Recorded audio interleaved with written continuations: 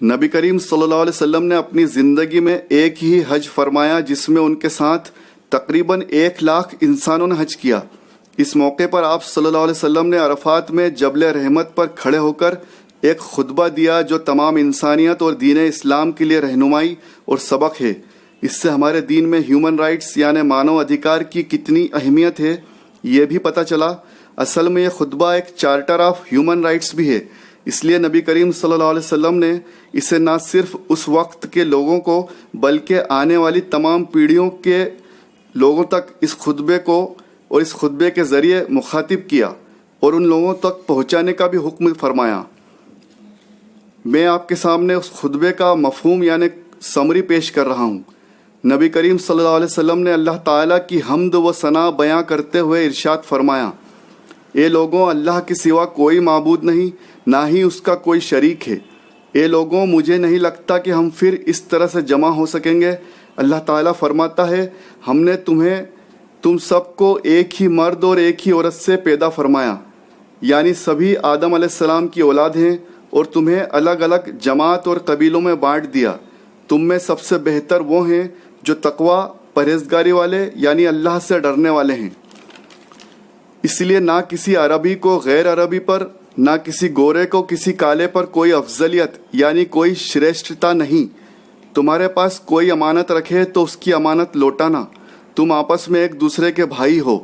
اپنے غلاموں یعنی سرونٹس کا خیال رکھنا، انہیں وہی کھلانا پلانا اور پہنانا جیسا تم اپنے لیے پسند کرتے ہو۔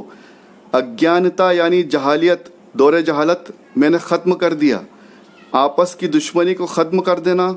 سب سے پہلے میں اعلان کرتا ہوں کہ میں اپنے خاندان اور میرے دشمنوں کو معاف کرتا ہوں۔ اسی طرح سے سود یعنی بیاج، انٹرسٹ کو بھی ختم کر دینا، میں بھی معاف کرتا ہوں۔ اب اللہ تعالیٰ نے ہی ہر وارث کو اس کے باپ دادا کی وراثت میں حصہ مقرر کر دیا۔ حرام کاری یعنی زنا کی سزا موت ہے۔ جو کوئی اپنا نسب بدلے گا اس پر اللہ کی لعنت ہے۔ اپنے قرض ادا کرو، ایک دوسرے پر زیادتی مت کرو۔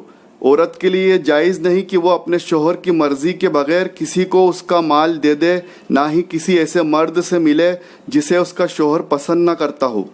بے شرمی اور بے حیائی سے بچو۔ اے لوگوں، اپنی بیویوں سے اچھا ویوہار یعنی اخلاق سے پیش آیا کرو، ان کا خیال رکھو، یہ تمہاری ہی ذمہ داری ہے۔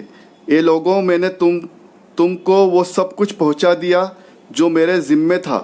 میں تم لوگوں کے بیچ 2 چیزیں چھوڑ کر جا رہا ہوں، جس پر عمل کرتے رہو گے تو انشاءاللہ کبھی گمراہ نہیں ہوگے۔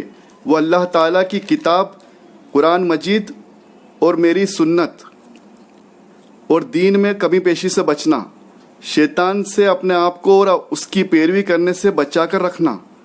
اے لوگوں، اللہ تعالیٰ کی عبادت یعنی نماز، روزے اور زکوٰۃ ادا کرتے رہنا۔ اللہ کے گھر کا حج استطاعت ہونے پر ضرور کرنا، یہی اعمال تمہیں جنت میں داخل کریں گے انشاءاللہ۔ اے لوگوں، میری بات کو غور سے سنو، اس پہ عمل کرو، اور جو لوگ جہاں موجود نہیں ہیں ان تک میری بات کو پہنچا دینا۔